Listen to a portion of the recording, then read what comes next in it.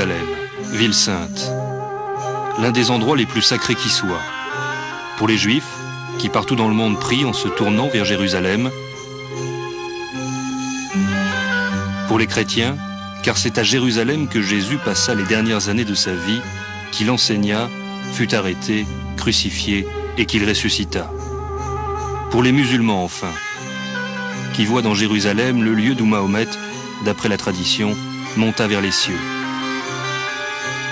En 5000 ans d'histoire, Jérusalem fut le théâtre de nombreuses batailles et s'est vue détruite maintes fois. Mais toujours elle fut reconstruite, obstinément.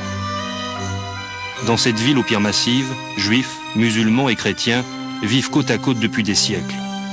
C'est là que se trouvent les sanctuaires les plus vénérés des trois religions monothéistes.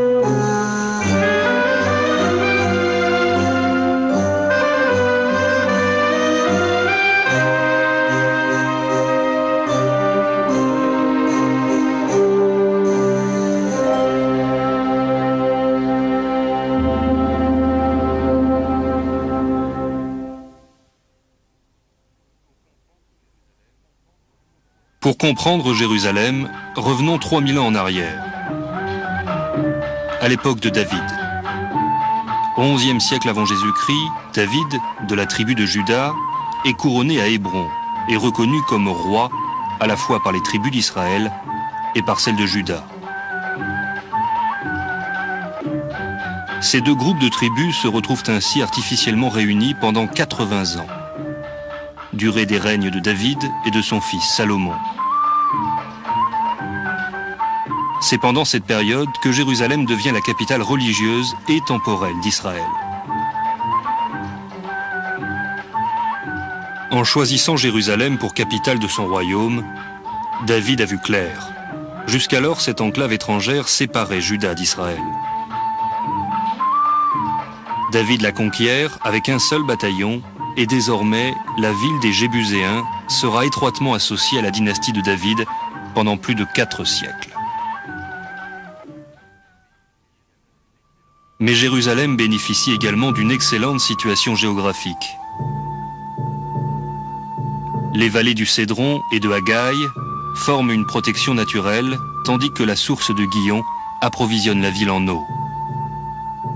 En fait, c'est le site de la piscine de Siloé, juste devant les murs de la vieille ville actuelle, que David choisit pour y établir sa capitale.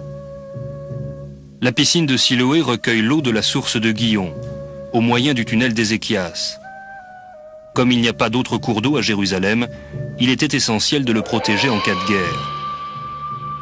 C'est ce que fera le roi Ézéchias, quelques siècles plus tard, en détournant le trajet de la source. Appelé tunnel de Siloé, ce conduit qui descend à l'ouest de la cité de David est toujours en usage de nos jours.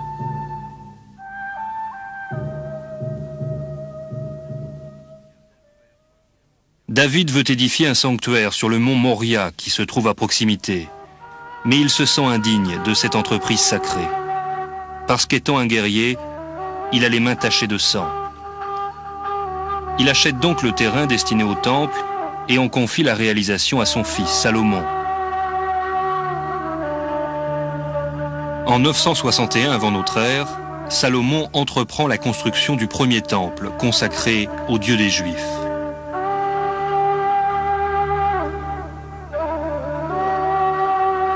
En 586 avant Jésus-Christ, le roi de Babylone, Nabuchodonosor, attaque Jérusalem.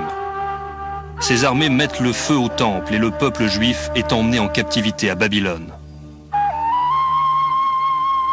40 ans plus tard, les Juifs rentrent à Jérusalem et au bout de 20 ans, en 516 avant Jésus-Christ, le temple est reconstruit. Il sera modifié en 19 avant Jésus-Christ par le roi Hérode. Mais en l'an 70 de notre ère, le 9e jour du mois juif d'Av, alors que le pays est sous domination romaine et que le Christ a déjà été crucifié, le second temple est détruit lors de la grande révolte. Tout ce qui reste aujourd'hui du second temple est le mur occidental. Quand le calife Omar ibn Khadib conquiert la ville en l'an 638, il veut vider de ses ruines le mont du Temple. La légende dit qu'il jette sa bourse pleine de pièces d'or sur les ruines qui couvrent le mont Moria. Les pauvres et les nécessiteux entreprennent alors de nettoyer l'endroit, se payant avec les pièces d'or qu'ils peuvent trouver. Omar décide de consacrer ces lieux au culte musulman, car on raconte que c'est d'ici que Mahomet est monté au ciel. Le rocher Al-Sakra, déjà trouvé là par le roi David, est recouvert par le dôme du Roc en 691. La mosquée d'El-Aqsa est construite quelques années plus tard. Aujourd'hui, on peut toujours voir ces deux édifices sur le mont du Temple.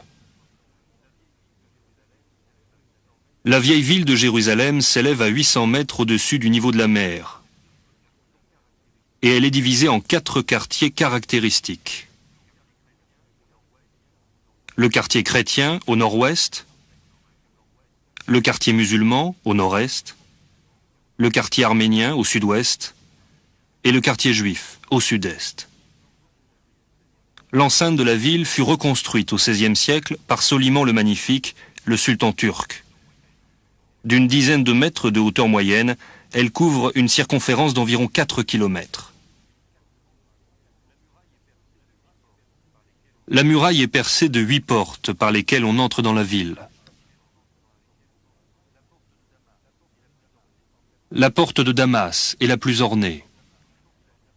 Elle est considérée par beaucoup comme la plus belle. Elle est également due à Soliman en 1537. C'est d'ici que partait la route de Damas.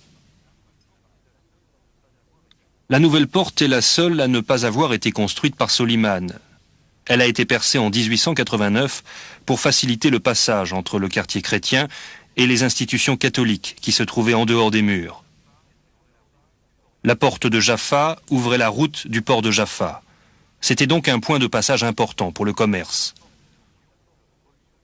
La porte de Sion relie le quartier arménien au mont Sion.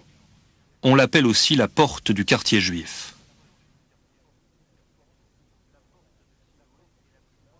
La porte de Siloé est la plus proche du mur occidental. Elle est si basse et si étroite qu'elle permet à peine le passage d'un homme avec son âne. Un ancien égout passe sous cette porte et amène les déchets de la ville vers la vallée du Cédron. La porte dorée est située sur la face orientale de l'enceinte. On l'appelle aussi la porte de la grâce. Il y a de nombreuses années, elle fut scellée par les Turcs. D'après la tradition juive, le Messie doit entrer à Jérusalem par cette porte. La porte des lions doit son nom aux 2 couples de lions en pierre qui la gardent. Mais on l'appelle aussi porte Saint-Étienne, car à ce qu'on dit, c'est là que le saint aurait subi le martyre. La porte d'Hérode a été ainsi nommée parce que l'église qui se trouve à proximité a été identifiée par erreur avec le palais d'Hérode Antipas. En hébreu, on l'appelle la porte des fleurs à cause de son ornement floral. Elle ne fut rouverte qu'en 1875. Aujourd'hui, on a reconstruit à côté d'immeubles et de maisons modernes les synagogues du quartier juif, détruites entre 1948 et 1967, quand Jérusalem-Est était sous occupation jordanienne. Le nouveau quartier est construit autour de cours pavées et de jardins bien entretenus, où tradition et modernisme se mêlent harmonieusement.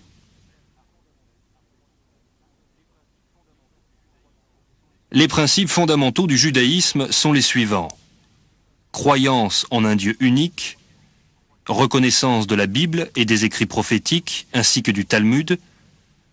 Les Juifs forment un seul peuple, respect du Shabbat, jour du repos du samedi, les lois alimentaires de la cacheroute, enfin la Brit Mila ou circoncision.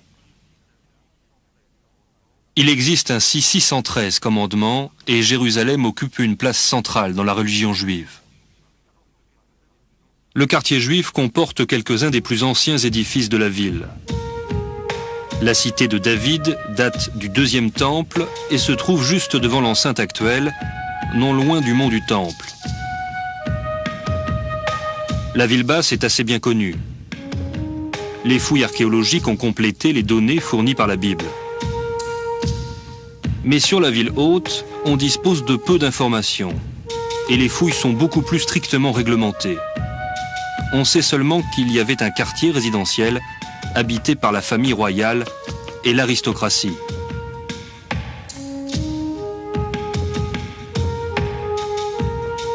Après la réunification de Jérusalem en 1967, au moment de reconstruire le quartier juif dévasté, une intensive campagne de fouilles débuta.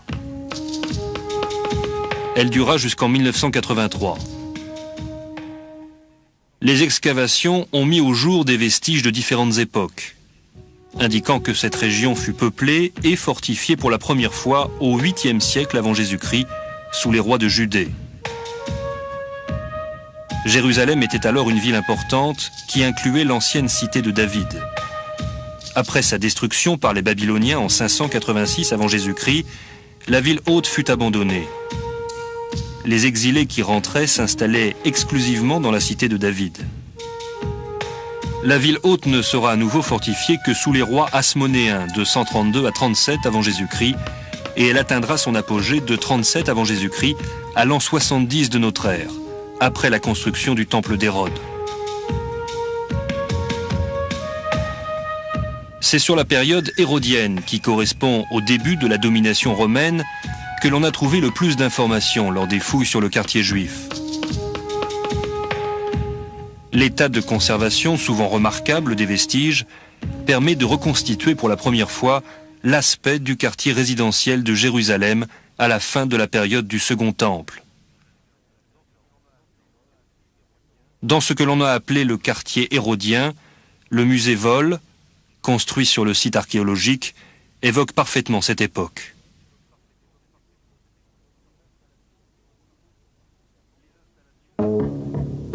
Les installations que l'on retrouve le plus fréquemment dans les maisons de la ville haute sont les bains rituels. Toutes les maisons possédaient un ou plusieurs de ces bains. Ainsi était respectée la loi religieuse juive de l'immersion rituelle destinée à faire disparaître l'impureté.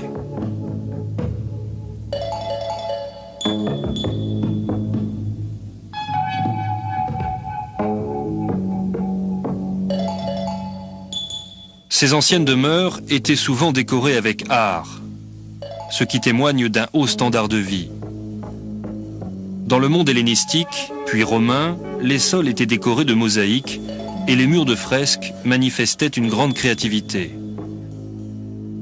C'était aussi le cas à Jérusalem, où les fouilles ont permis de mettre en évidence un usage extensif de ces deux artisanats. La plus grande et la plus remarquable des demeures hérodiennes est le palais royal. C'est la mieux conservée de toutes les maisons du quartier.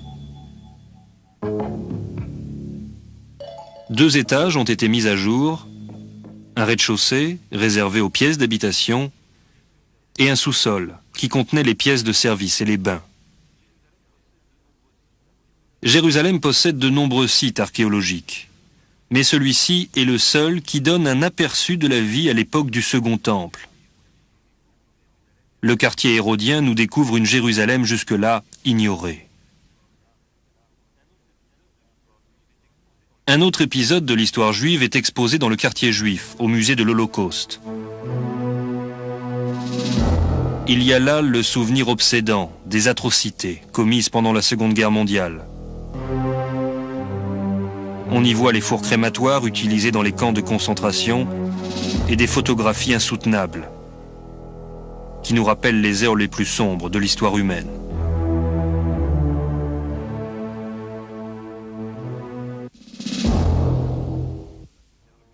Non loin de là, dans un cimetière juif, nous trouvons la tombe d'Oskar Schindler. l'un de ceux qui allumèrent un rayon d'espoir dans la nuit de l'Holocauste. Cet industriel allemand qui travaillait pour les nazis fit preuve d'une grande humanité en sauvant les vies de ses ouvriers juifs. En retour, il est le seul non-juif enterré dans ce cimetière. Sur le mont Sion se trouve une autre sépulture remarquable,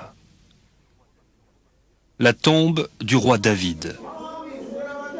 Elle est en pierre et recouverte d'un tissu brodé, surmonté des couronnes en argent de la Torah.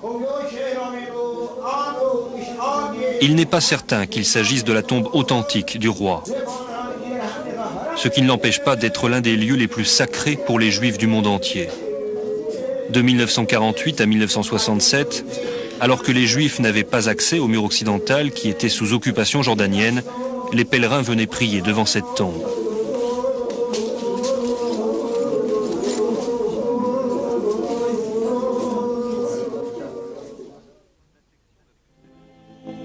La section la plus célèbre de l'enceinte de la vieille ville est sans doute le mur occidental. On l'appelle aussi mur des lamentations, parce que nombreux furent ceux qui vinrent y pleurer après la mort du Christ. Ce mur possède un sens particulier pour la communauté juive, car c'est tout ce qui reste de l'enceinte du second temple. Les énormes pierres hérodiennes reposent les unes sur les autres, non cimentées. C'est le plus important sanctuaire du monde juif. Une légende rapporte que du temps où l'on construisait le second temple, les travaux étaient répartis selon des critères sociaux. C'est aux habitants les plus pauvres que revint la tâche d'édifier le mur occidental. Ne pouvant payer des ouvriers, ils durent faire le travail eux-mêmes. Quand le temple fut détruit, des anges descendirent du ciel, proclamant que ce mur, qui était l'œuvre des pauvres, ne serait jamais détruit. Aujourd'hui, les Juifs religieux viennent y prier et y lire la Torah. Une barrière sépare la zone des hommes de celle des femmes. Et de jour comme de nuit, été comme hiver, le mur occidental n'est jamais abandonné. Il y a toujours des Juifs en prière, debout, face au mur.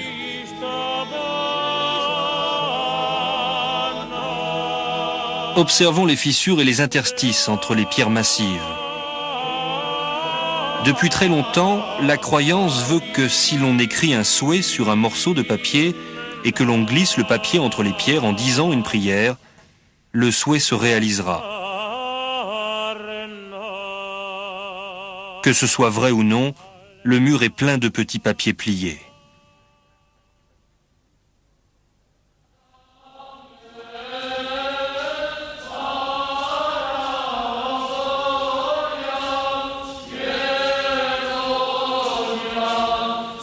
Le quartier arménien couvre 1/6 de la vieille ville et date d'avant les croisades.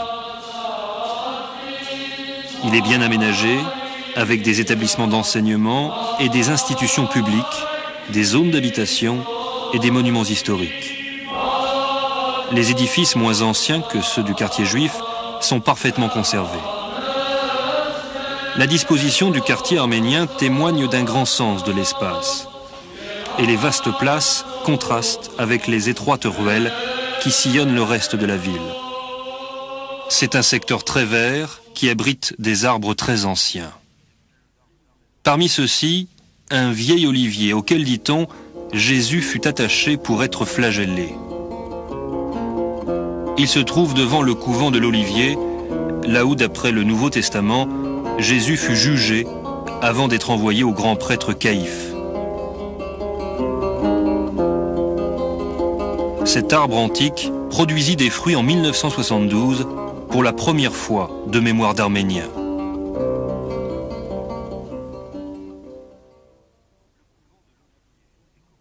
Le couvent de l'Olivier, aux décorations somptueuses, n'a plus rien de l'ancienne prison qu'il abritait jadis. L'église du couvent, construite au Ve siècle et restaurée en 1300, est l'église paroissiale des Arméniens de Jérusalem. Elle a la structure d'une petite basilique en deux parties. La partie extérieure pour les non-baptisés et l'intérieur formant l'église à proprement parler. Elles sont reliées par des fenêtres grillées et une porte.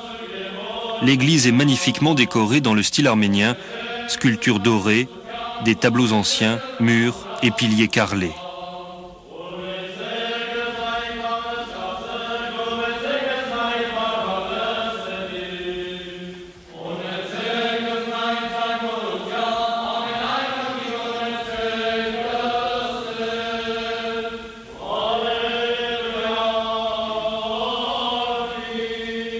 En tant que principale représentante de la doctrine monophysite, l'Église arménienne partage avec les églises catholiques et orthodoxes des droits sur les lieux saints du christianisme.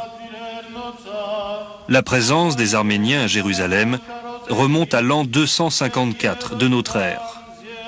C'est en 491 qu'ils se sont séparés du corps central de l'Église en rejetant la doctrine de la Sainte Trinité pour prêcher l'idée que le Christ possède une nature composée, ce qui donna naissance à la doctrine monophysite.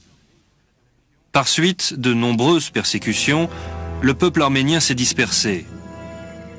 L'Arménie est aujourd'hui divisée entre l'ancienne Union soviétique, l'Iran et la Turquie.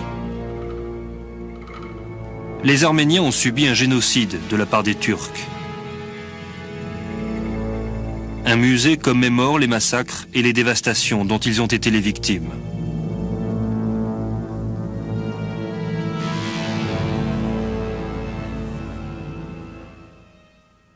Mais les Turcs n'ont pas anéanti ce peuple. Aujourd'hui, la population arménienne en Israël compte 4000 personnes, dont 3000 vivent à Jérusalem, exerçant des professions libérales ou des artisanats d'art. L'un des endroits les plus intéressants du quartier arménien est l'église du Christ. Ce fut la première église anglicane édifiée sous l'Empire ottoman. Elle est de style gothique victorien et fut consacrée en 1849. Elle présente une particularité, ses vitraux et son autel sont ornés de symboles juifs et d'inscriptions hébraïques. Les fondateurs de cette église estimaient que le christianisme avait perdu la simplicité de ses origines hébraïques au fil des siècles. La question qui se posait à l'église des premiers temps n'était pas de savoir comment un juif pouvait croire que Jésus était le Messie, mais comment un gentil pouvait croire au Christ sans commencer par devenir juif. Le souhait des fondateurs de l'Église du Christ était donc que des juifs, entrant ici, perçoivent la religion chrétienne comme quelque chose de juif, ce que c'était au début. L'Église du Christ se voulait donc un lieu de culte protestant, ressemblant à une synagogue par bien des aspects. Deux religions, un seul Dieu. Toujours dans le quartier arménien, la cathédrale Saint-Jacques tient son nom de deux saints. L'apôtre Saint-Jacques le Majeur et Saint-Jacques le Mineur, un cousin de Jésus. C'est la plus splendide cathédrale de la ville. Sur de riches tapis se dressent trônes sculptés et lutrins d'écailles et de nacre. Les portes sont surmontées de linteaux dorés. Les murs et les piliers sont décorés de carreaux bleus et verts, en faïence ou en terre vernissée. Au-dessus, depuis des tableaux noircis par le temps, des rois arméniens nous adressent leurs regards obscurs. Enfin, à la voûte, sont suspendues des lampes d'or et d'argent, ainsi que d'énormes boules de porcelaine. Ces religieux, dans leurs grands manteaux sombres à capuchon, nous livrent les chants du rite arménien, graves et mélodieux.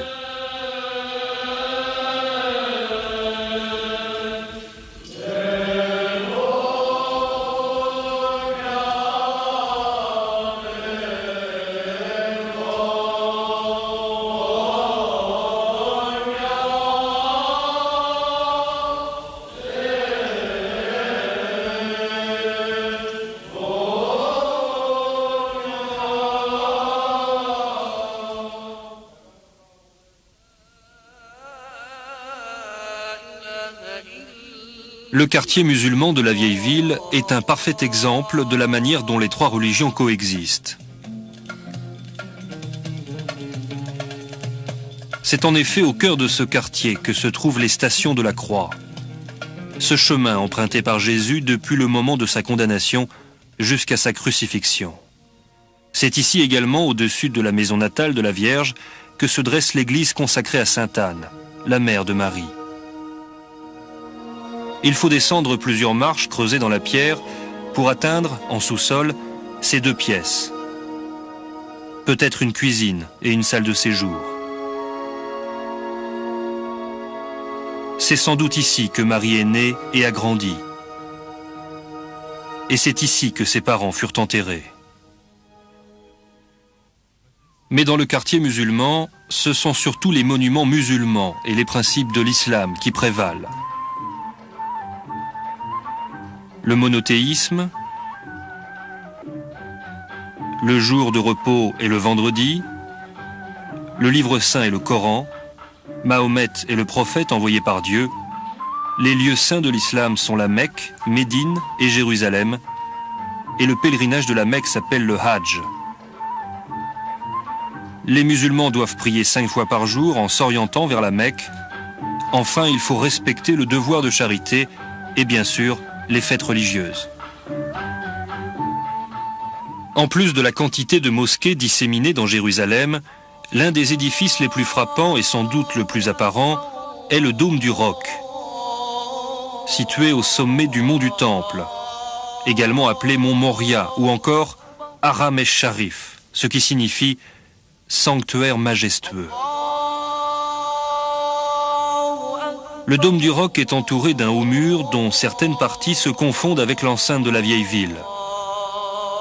Sur ce mur, 13 portes, dont certaines demeurent closes depuis des siècles.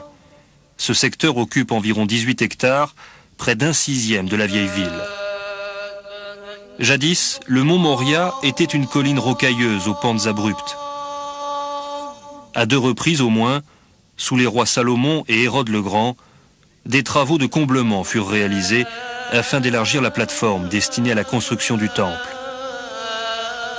Aujourd'hui, le mont du Temple comporte uniquement des édifices musulmans, le dôme d'or du Roc et celui de la mosquée d'El-Aqsa, qui se dresse sur un dallage mamelouk du XIIIe siècle, ainsi que plusieurs autres lieux saints musulmans de moindre importance. La mosquée d'El-Aqsa aurait été construite de 709 à 715 par le calife Al-Walid, fils d'Abd al-Malik, à qui l'on doit le dôme du Roc. Elle a été détruite à plusieurs reprises par un tremblement de terre, puis par d'autres catastrophes. L'édifice actuel date de l'an 1033. Aqsa signifie en arabe éloigné ou distant. Le nom de la mosquée provient d'une description du voyage nocturne de Mahomet. Louange à celui qui a transporté pendant la nuit son serviteur du temple sacré de la Mecque au temple éloigné de Jérusalem. Le dôme du Roc sert d'écrin au rocher sacré, Sakra en arabe, théâtre d'événements considérables et de légendes extraordinaires.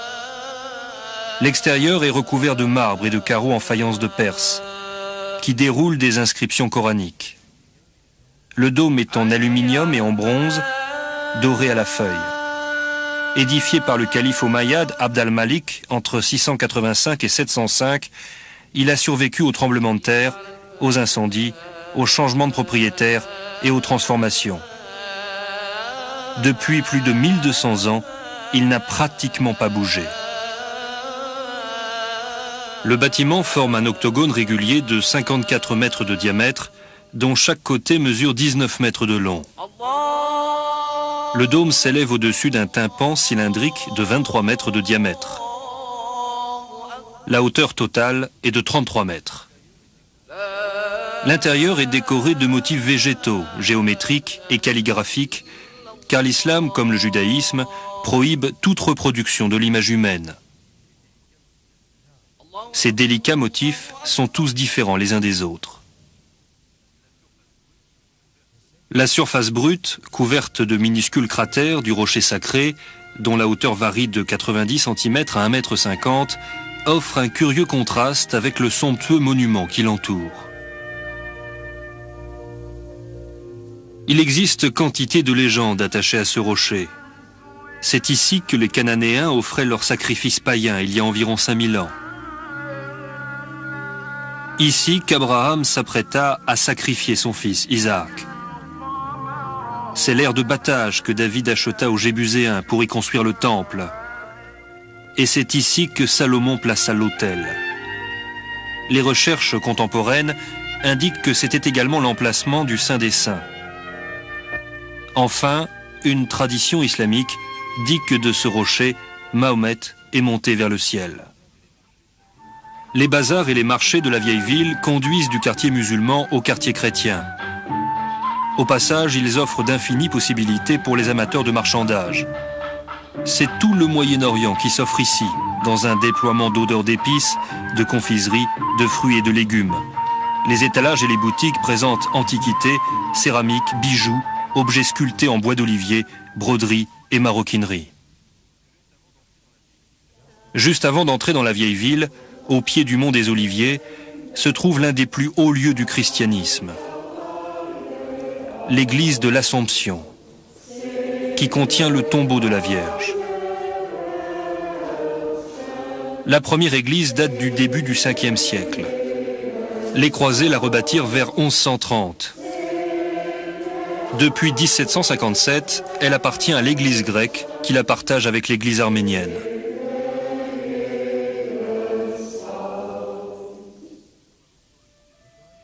Toujours sur le mont des Oliviers, le jardin de Gethsémani où Jésus venait souvent méditer et prier. C'est ici qu'il eut à subir les heures les plus douloureuses de sa passion et qu'il fut trahi par Judas.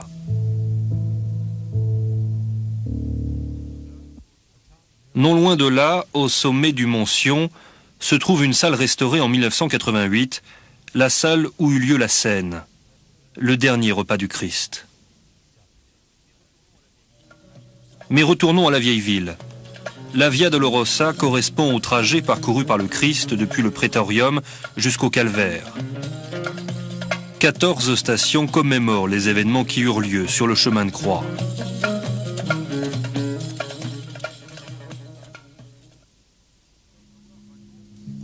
L'histoire raconte que les principaux prêtres et notables de la ville amenèrent Jésus dans la salle du jugement pour le livrer à Ponce Pilate, en réclamant sa mise à mort.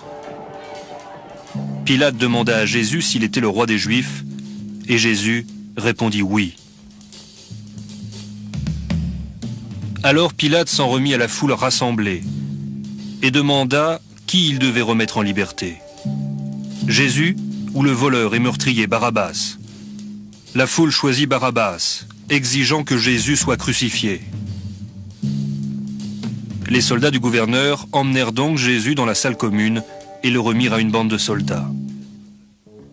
Aujourd'hui, à cet emplacement, se dresse l'école Ila-Labria. La première station de la croix est enfouie à environ 4 ou 5 mètres sous le niveau actuel de la place.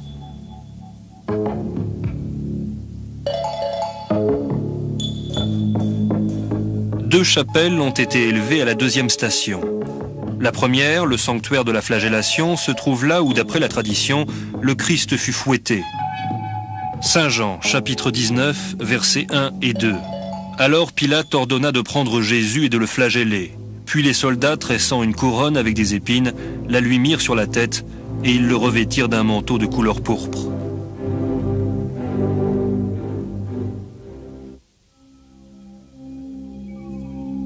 La seconde, la chapelle de la condamnation, se trouve là où Jésus reçut la croix et commença sa marche vers le calvaire. Sous la chapelle, à l'intérieur du monastère des Sœurs de Sion, se trouve la route de pierre empruntée par Jésus portant la croix. Certaines des énormes dalles de pierre de ce tronçon de 50 mètres de long sur 40 de large environ portent encore gravés les jeux qui distrayaient les soldats romains à cette époque. Le plus populaire était Basilinda, le jeu du roi. Le cercle représente la couronne d'épines, la ligne centrale la vie de Jésus et l'autre ligne l'épée qui tranche cette vie.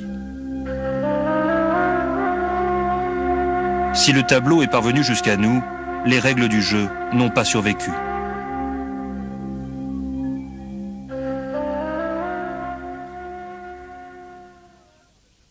Autre extension de la chapelle de la condamnation, l'arche Ecce Homo, ce qui signifie voici l'homme, remonte à l'an 135. Sous l'empereur Adrien, Jérusalem avait été rebaptisée Aelia Capitoladna. Cette arche ouvrait alors sur la forteresse Antonia construite par Hérode. L'arche est partagée en deux, une partie est à l'intérieur de la chapelle et l'autre en plein air. Troisième station, Jésus tombe pour la première fois. À la quatrième station, il aperçoit sa mère.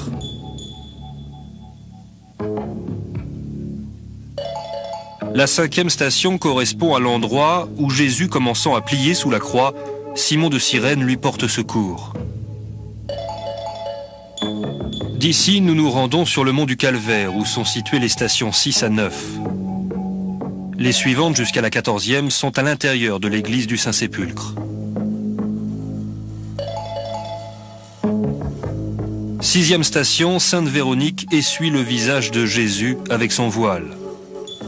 Septième station, Jésus tombe pour la deuxième fois sous le poids de la croix. Une porte, aujourd'hui murée de l'ancienne enceinte de la cité de David, représentait jadis cette station.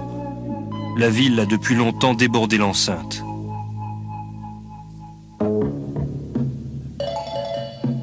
La huitième station se trouve hors de la ville, telle qu'elle existait du temps de Jésus. C'est ici qu'il dit aux femmes de Jérusalem « Ne pleurez pas sur moi, mais sur vous-même et sur l'avenir de vos enfants. »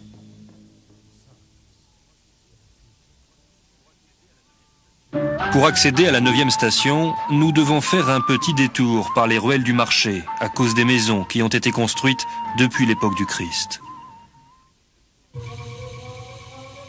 Force est de constater que la rue monte à mesure que l'on s'approche de la 9e station, celle où Jésus tomba pour la 3e fois.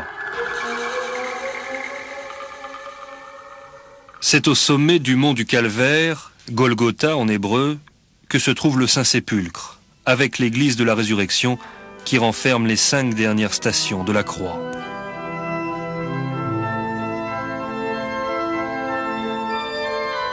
L'église du Saint-Sépulcre est certainement le lieu le plus chargé d'histoire et le plus sacré pour les chrétiens du monde entier. Édifiée sous le règne de l'empereur Constantin en 325, puis consacrée en 335, elle se dresse sur le Golgotha, où Jésus fut crucifié. Quant au Saint-Sépulcre à proprement parler, c'est là que son corps fut inhumé et c'est là qu'il serait ressuscité.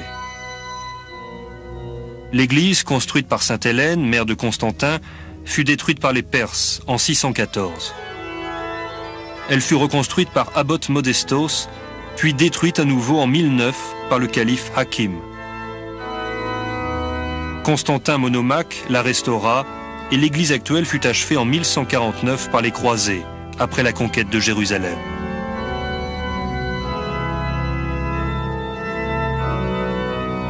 Aujourd'hui, 6 sectes chrétiennes se partagent les droits et les privilèges attachés à la basilique. Il s'agit des églises latines, grecques orthodoxes, arméniennes, syriennes jacobites, coptes ou égyptiennes et abyssiniennes ou éthiopiennes.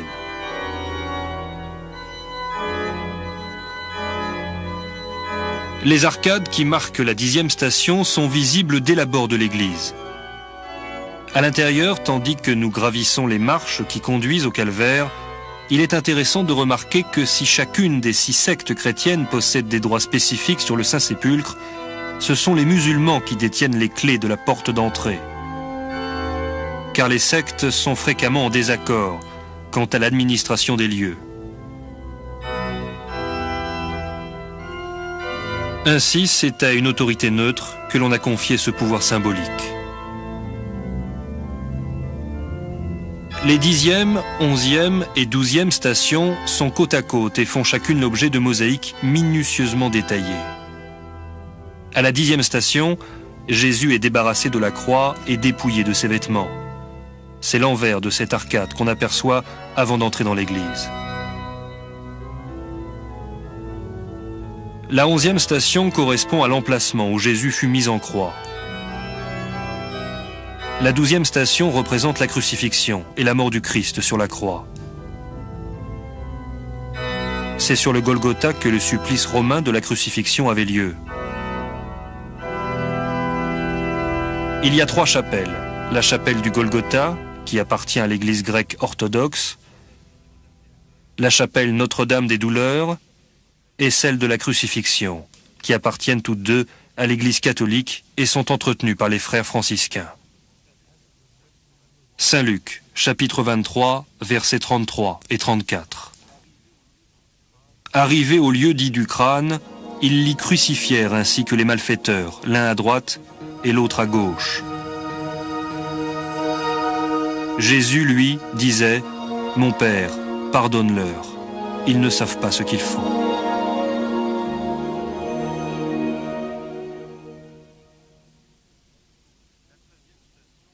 La 13e station correspond au moment où l'on retira le Christ de la croix. Son corps fut alors posé sur la pierre de l'onction.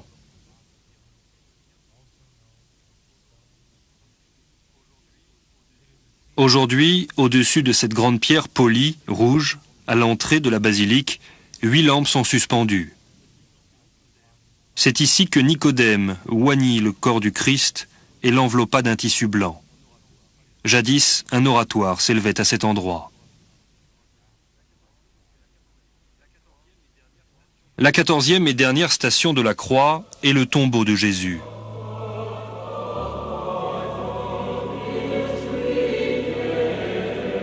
Trois mausolées ont été édifiés successivement sur ce lieu saint. Le premier, en 335 par Constantin, le deuxième, en 1149 par les croisés, et celui-ci, enfin, en 1808. Il recouvre la tombe de Jésus, qui a la structure typique des sépultures juives, en 2 chambres. L'antichambre, ou tombe de l'ange, et la chambre, qui contenait le corps du Christ et qui est recouverte d'une dalle de pierre. Mais une découverte relativement récente laisse penser que les dernières stations de la croix n'eurent pas lieu à cet endroit. En 1883, le général britannique Charles Gordon découvrit une colline dont l'apparence est celle d'un crâne humain et suggéra que ce site pouvait bien être le Golgotha authentique. Là, à environ 200 mètres de la porte de Damas, se trouve une tombe entourée d'un jardin. Les protestants, entre autres, croient que c'est là que le Christ fut enterré. Un passage de l'évangile de Saint Jean semble confirmer la découverte. Chapitre 19, versets 40 à 42. Ils prirent le corps de Jésus et l'entourèrent de bandelettes, avec les aromates, selon la coutume funéraire juive. À l'endroit où il avait été crucifié, il y avait un jardin, et dans ce jardin, un tombeau neuf. Personne n'y avait encore été mis. À cause de la préparation des Juifs, comme le tombeau était tout proche, c'est là qu'ils déposèrent Jésus. La chapelle de l'Ascension se trouve au sommet du mont des Oliviers.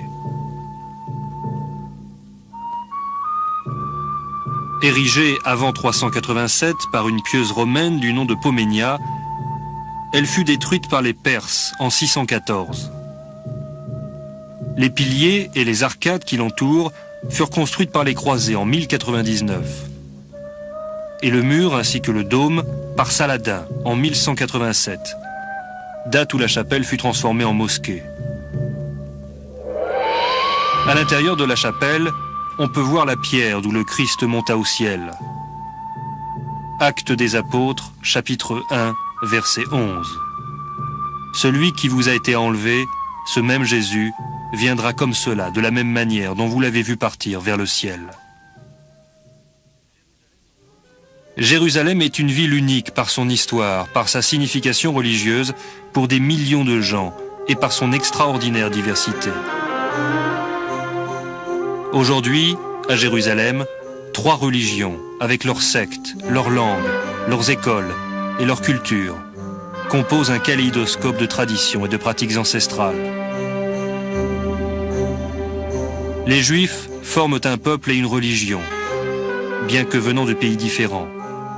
Les musulmans sont répartis en plusieurs pays, qui pratiquent tous la même religion.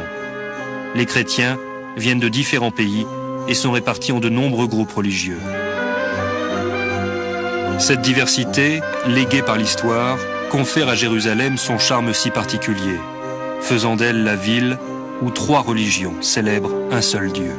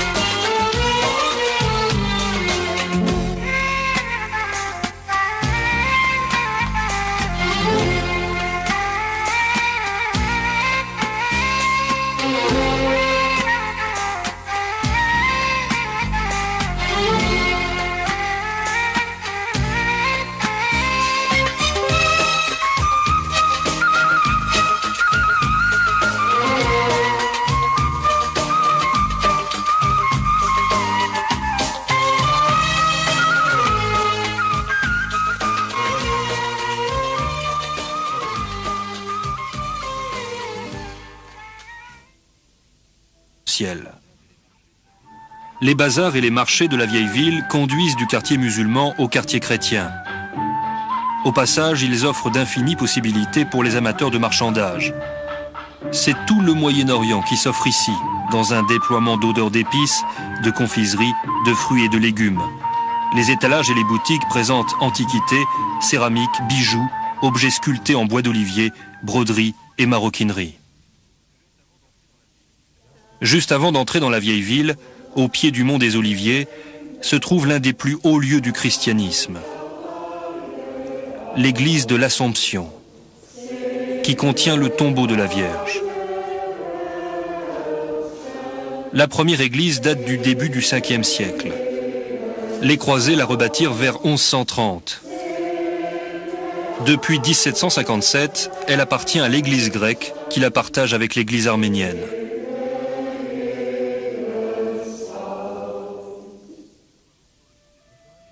Toujours sur le mont des Oliviers, le jardin de Gethsémani où Jésus venait souvent méditer et prier. C'est ici qu'il eut à subir les heures les plus douloureuses de sa passion et qu'il fut trahi par Judas.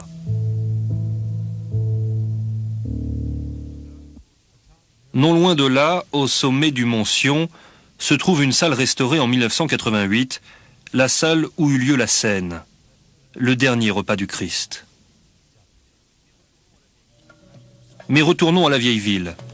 La Via Dolorosa correspond au trajet parcouru par le Christ depuis le Prétorium jusqu'au Calvaire. 14 stations commémorent les événements qui eurent lieu sur le chemin de croix.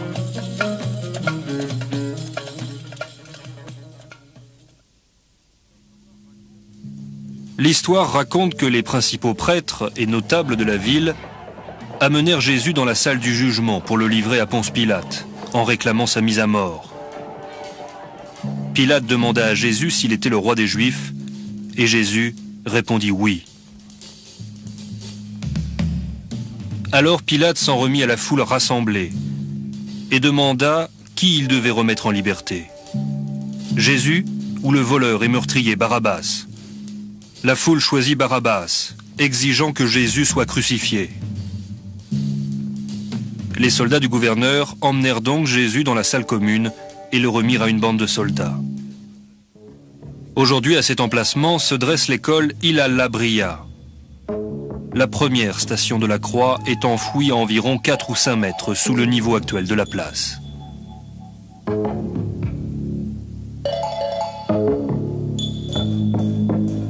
Deux chapelles ont été élevées à la deuxième station 1983. Les excavations ont mis au jour des vestiges de différentes époques, indiquant que cette région fut peuplée et fortifiée pour la première fois au 8e siècle avant Jésus-Christ, sous les rois de Judée. Jérusalem était alors une ville importante qui incluait l'ancienne cité de David.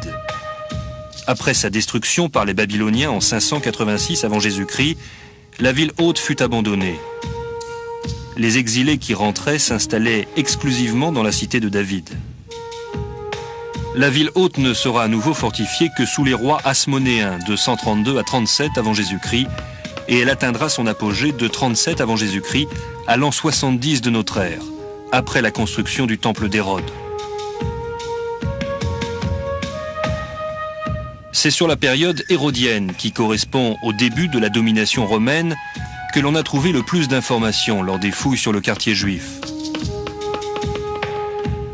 L'état de conservation souvent remarquable des vestiges permet de reconstituer pour la première fois l'aspect du quartier résidentiel de Jérusalem à la fin de la période du Second Temple. Dans ce que l'on a appelé le quartier hérodien, le musée Vol, construit sur le site archéologique, évoque parfaitement cette époque.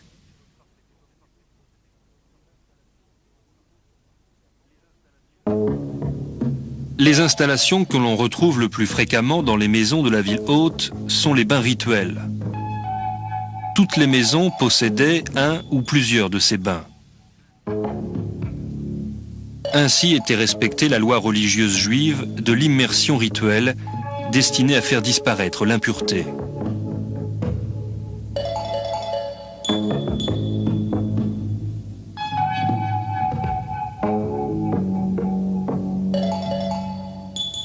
Ces anciennes demeures étaient souvent décorées avec art, ce qui témoigne d'un haut standard de vie.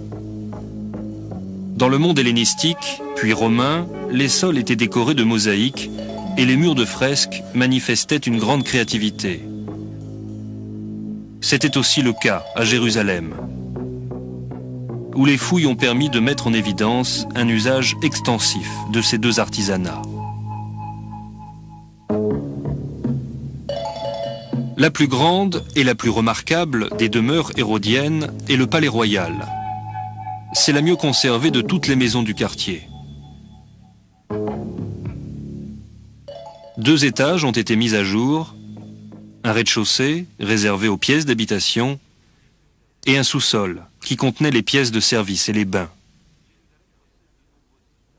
Jérusalem possède de nombreux de 1948 à 1967, alors que les Juifs n'avaient pas accès au mur occidental qui était sous occupation jordanienne, les pèlerins venaient prier devant cette tombe.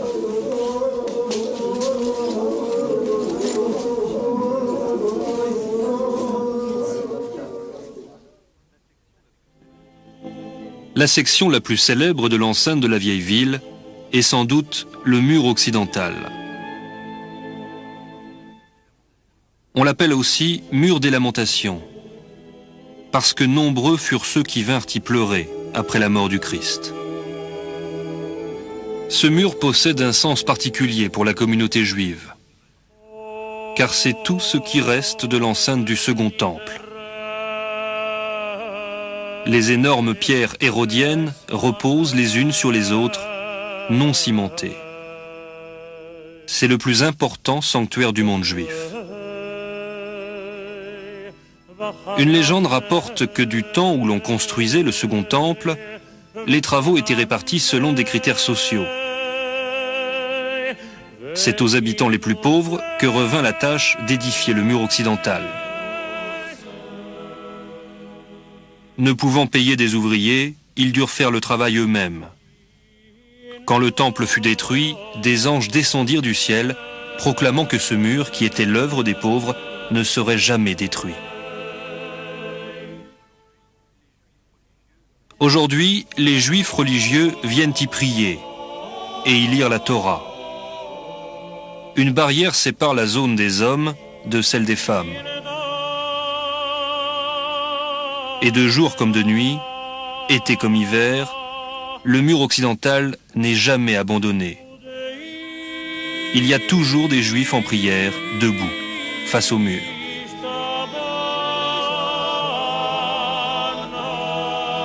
Observons les fissures et les interstices entre les pierres massives. Depuis très longtemps, la croyance veut que si l'on écrit un souhait sur un morceau de papier et que l'on glisse le papier entre les pierres en disant une prière, le souhait se réalisera. Que ce soit vrai ou non, le mur est plein de petits papiers pliés.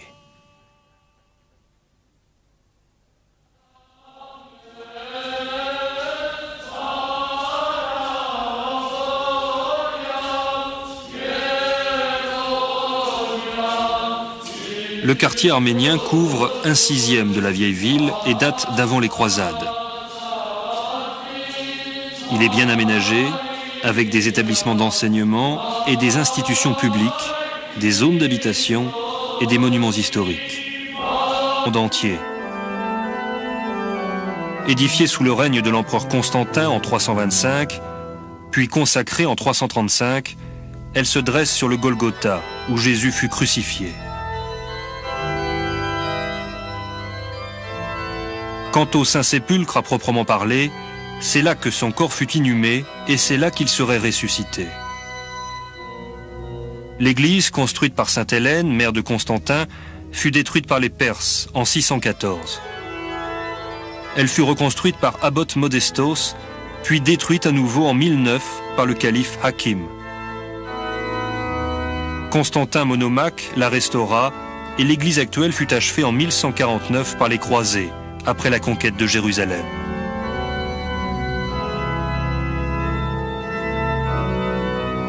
Aujourd'hui, 6 sectes chrétiennes se partagent les droits et les privilèges attachés à la basilique. Il s'agit des églises latines, grecques orthodoxes, arméniennes, syriennes jacobites, coptes ou égyptiennes et abyssiniennes ou éthiopiennes.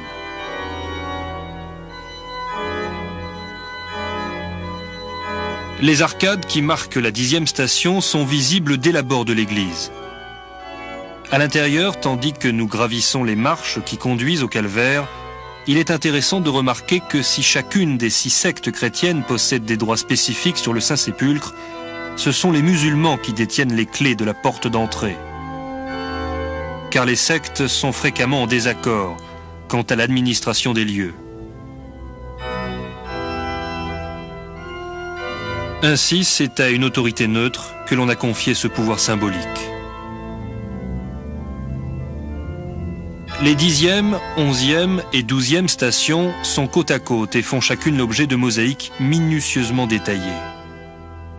À la 10e station, Jésus est débarrassé de la croix et dépouillé de ses vêtements. C'est l'envers de cette arcade qu'on aperçoit avant d'entrer dans l'église. La 11e station correspond à l'emplacement où Jésus fut mis en croix. La 12e station représente la crucifixion et la mort du Christ sur la croix.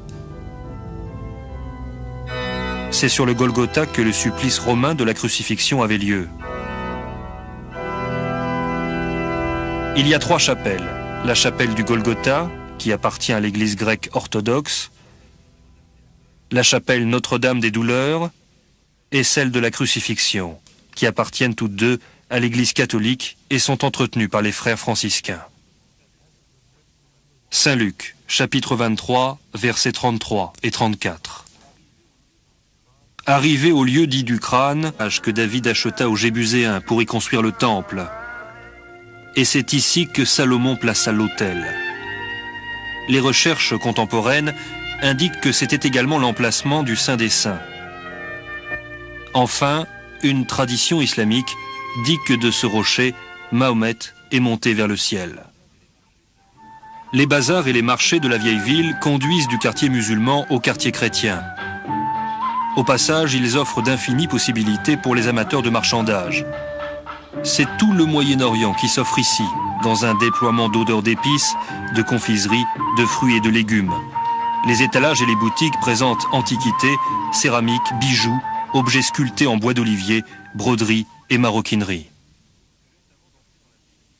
Juste avant d'entrer dans la vieille ville, au pied du mont des Oliviers, se trouve l'un des plus hauts lieux du christianisme, l'église de l'Assomption, qui contient le tombeau de la Vierge. La première église date du début du 5e siècle. Les croisés la rebâtirent vers 1130. Depuis 1757, elle appartient à l'église grecque qui la partage avec l'église arménienne.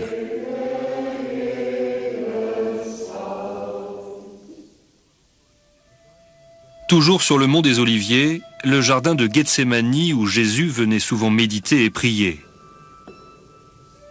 C'est ici qu'il eut à subir les heures les plus douloureuses de sa passion et qu'il fut trahi par Judas.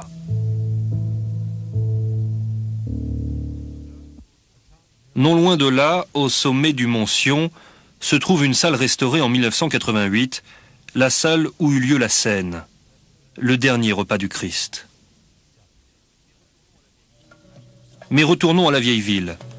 La Via Dolorosa correspond au trajet parcouru par le Christ depuis le Prétorium jusqu'au Calvaire. 14 stations commémorent les événements qui eurent lieu sur le chemin de croix.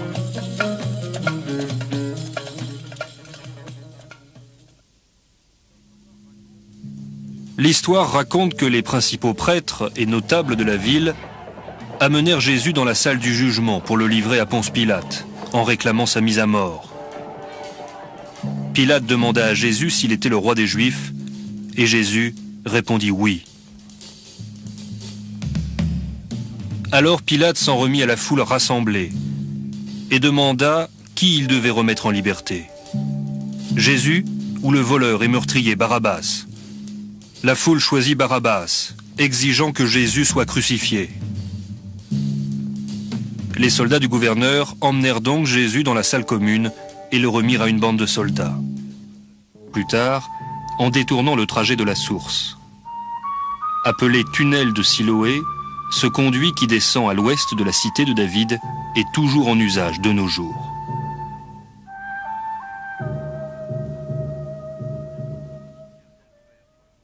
David veut édifier un sanctuaire sur le mont Moria qui se trouve à proximité. Mais il se sent indigne de cette entreprise sacrée.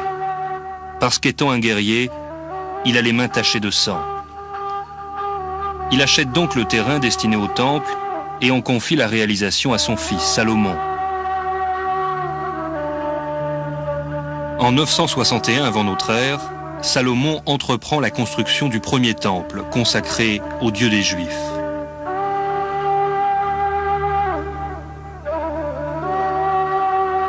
En 586 avant Jésus-Christ, le roi de Babylone, Nabuchodonosor, attaque Jérusalem. Ses armées mettent le feu au temple et le peuple juif est emmené en captivité à Babylone.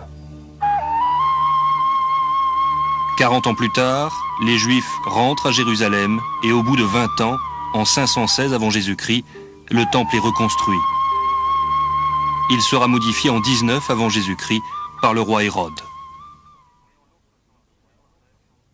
Mais en l'an 70 de notre ère, le 9e jour du mois juif d'Av, alors que le pays est sous domination romaine et que le Christ a déjà été crucifié, le second temple est détruit lors de la grande révolte.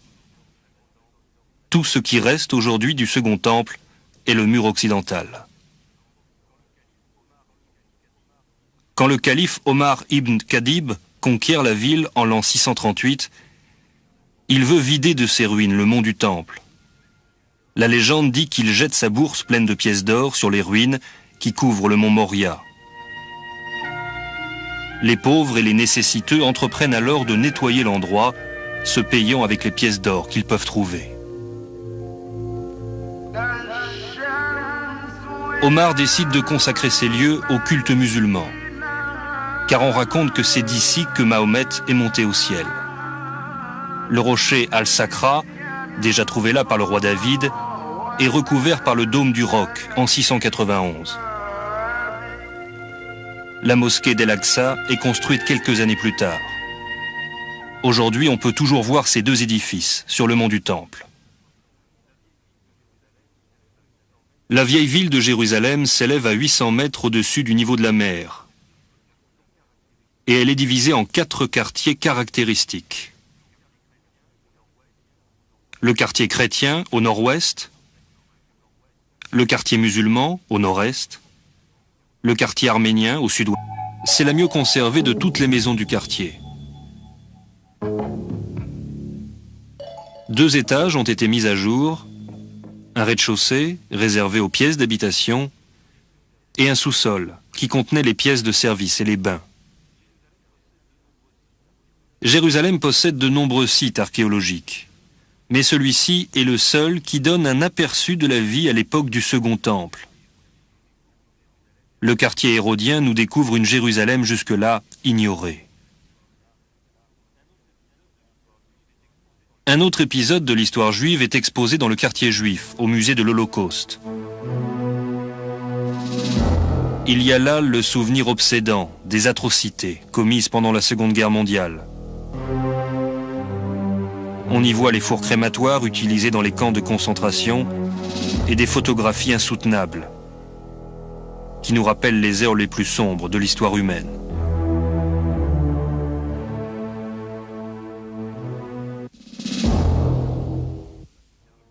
Non loin de là, dans un cimetière juif, nous trouvons la tombe d'Oskar Schindler, l'un de ceux qui allumèrent un rayon d'espoir dans la nuit de l'Holocauste.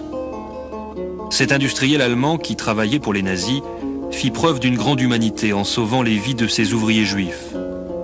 En retour, il est le seul non-juif enterré dans ce cimetière. Sur le mont Sion se trouve une autre sépulture remarquable, la tombe du roi David. Elle est en pierre et recouverte d'un tissu brodé, surmonté des couronnes en argent de la Torah. Il n'est pas certain qu'il s'agisse de la tombe authentique du roi, ce qui ne l'empêche pas d'être l'un des lieux les plus sacrés pour les Juifs du monde entier. De 1948 à 1967, alors que les Juifs n'avaient pas accès au mur occidental qui était sous occupation jordanienne, les pèlerins venaient prier devant cette tombe.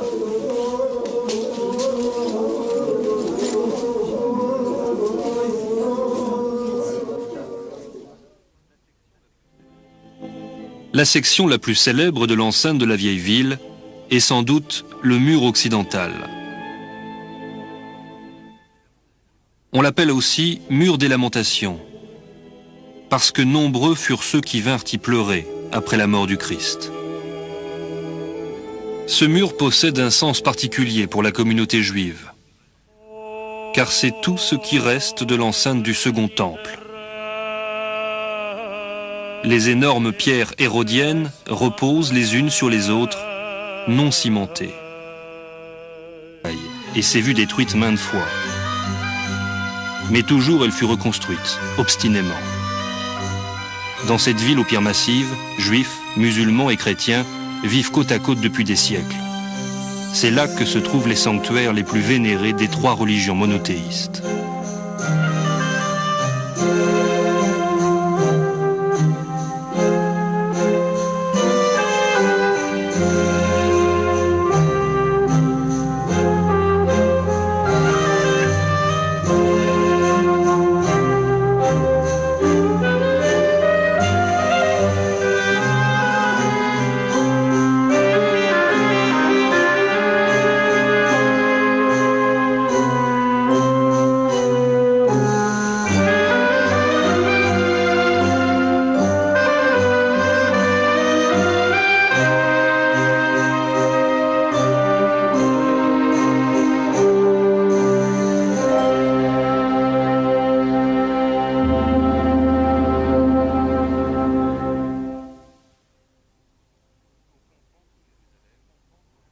Pour comprendre Jérusalem, revenons 3000 ans en arrière, à l'époque de David. Au XIe siècle avant Jésus-Christ, David, de la tribu de Juda, est couronné à Hébron et reconnu comme roi à la fois par les tribus d'Israël et par celles de Juda. Ces deux groupes de tribus se retrouvent ainsi artificiellement réunis pendant 80 ans, durée des règnes de David et de son fils Salomon. C'est pendant cette période que Jérusalem devient la capitale religieuse et temporelle d'Israël. En choisissant Jérusalem pour capitale de son royaume, David a vu clair. Jusqu'alors, cette enclave étrangère séparait Juda d'Israël. David la conquiert avec un seul bataillon et désormais, la ville des Jébuséens sera étroitement associée à la dynastie de David pendant plus de 4 siècles. Mais Jérusalem bénéficie également d'une excellente situation géographique. Les vallées du Cédron et de Hagaï forment une protection naturelle, tandis que la source de Guillon approvisionne la ville en eau.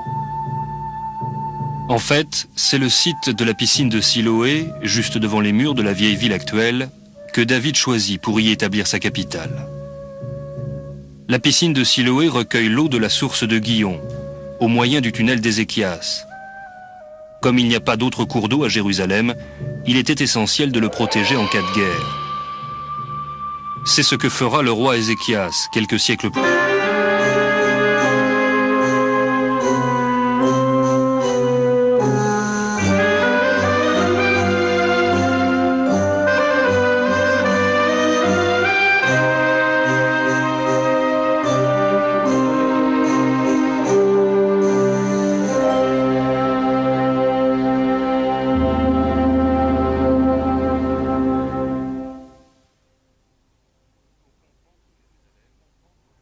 Pour comprendre Jérusalem, revenons 3000 ans en arrière, à l'époque de David.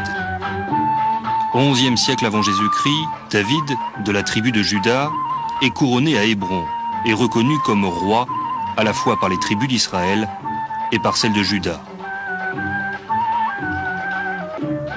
Ces deux groupes de tribus se retrouvent ainsi artificiellement réunis pendant 80 ans, durée des règnes de David et de son fils Salomon.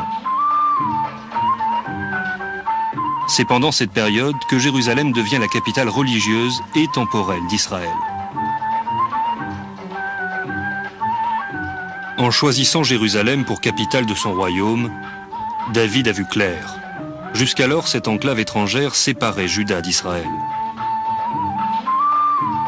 David la conquiert avec un seul bataillon et désormais, la ville des Jébuséens sera étroitement associée à la dynastie de David pendant plus de 4 siècles.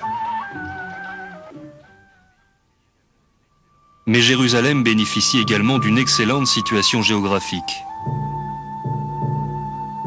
Les vallées du Cédron et de Hagaï forment une protection naturelle, tandis que la source de Guillon approvisionne la ville en eau. En fait, c'est le site de la piscine de Siloé, juste devant les murs de la vieille ville actuelle, que David choisit pour y établir sa capitale. La piscine de Siloé recueille l'eau de la source de Guillon, au moyen du tunnel d'Ézéchias. Comme il n'y a pas d'autre cours d'eau à Jérusalem, il était essentiel de le protéger en cas de guerre. C'est ce que fera le roi Ézéchias quelques siècles plus tard, en détournant le trajet de la source. Appelé tunnel de Siloé, ce conduit qui descend à l'ouest de la cité de David est toujours en usage de nos jours.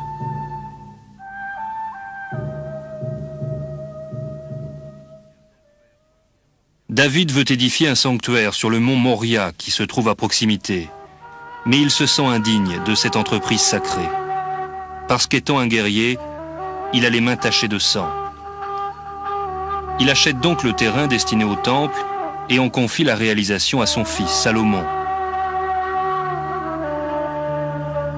En 961 avant notre ère, Salomon entreprend en hébreu que se trouve le Saint-Sépulcre, avec l'église de la Résurrection qui renferme les 5 dernières stations de la croix.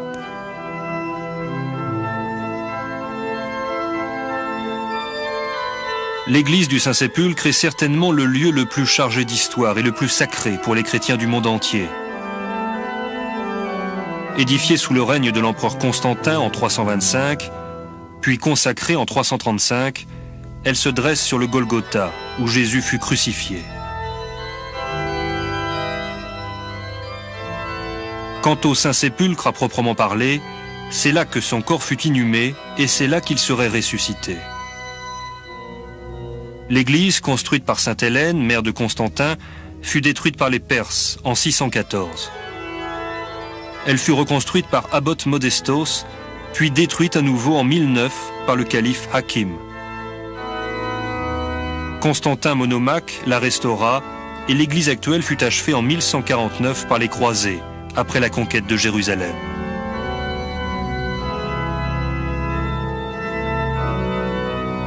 Aujourd'hui, 6 sectes chrétiennes se partagent les droits et les privilèges attachés à la basilique. Il s'agit des églises latines, grecques orthodoxes, arméniennes, syriennes jacobites, coptes ou égyptiennes et abyssiniennes ou éthiopiennes.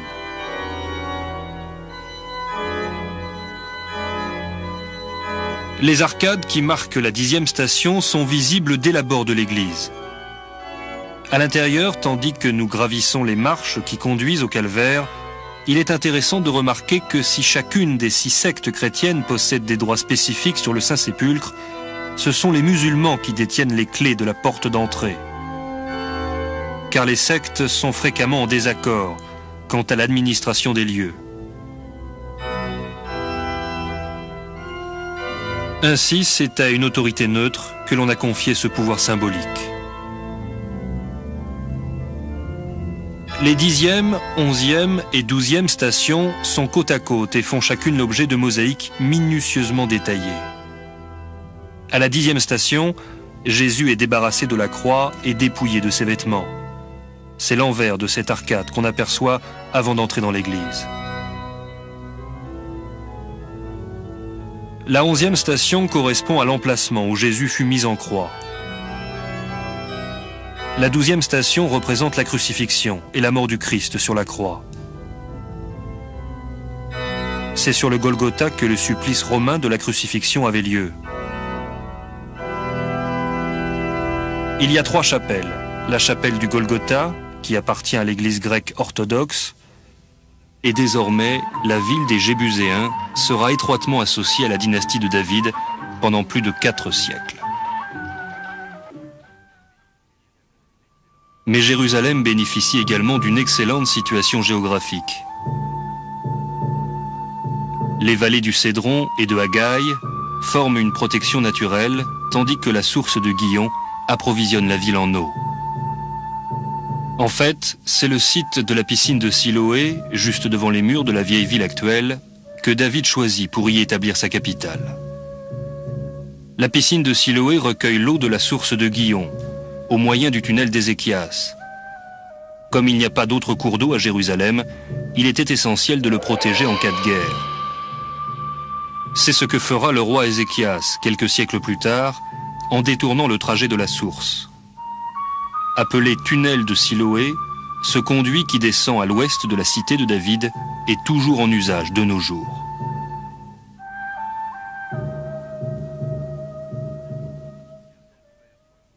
David veut édifier un sanctuaire sur le mont Moria qui se trouve à proximité, mais il se sent indigne de cette entreprise sacrée, parce qu'étant un guerrier, il a les mains tachées de sang. Il achète donc le terrain destiné au temple et en confie la réalisation à son fils Salomon. En 961 avant notre ère, Salomon entreprend la construction du premier temple consacré au Dieu des Juifs.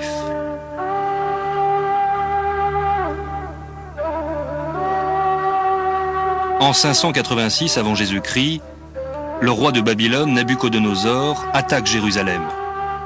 Ses armées mettent le feu au temple et le peuple juif est emmené en captivité à Babylone. 40 ans plus tard, les Juifs rentrent à Jérusalem et au bout de 20 ans, en 516 avant Jésus-Christ, le temple est reconstruit. Il sera modifié en 19 avant Jésus-Christ par le roi Hérode. Mais en l'an 70 de notre ère, le 9e jour du mois juif d'Av, alors que le pays est sous domination romaine et que le Christ a déjà été crucifié, le second temple est détruit lors de la grande révolte. Tout ce qui reste aujourd'hui du second temple est le mur occidental. Quand le calife Omar ibn Khadib conquiert la ville en l'an 638, il veut vider de ses ruines le mont du Temple. La légende dit qu'il jette sa bourse pleine de pièces d'or sur les ruines qui couvrent le mont Moria. Les pauvres et les nécessiteux entreprennent alors de nettoyer l'endroit, se payant avec les pièces d'or qu'ils peuvent trouver.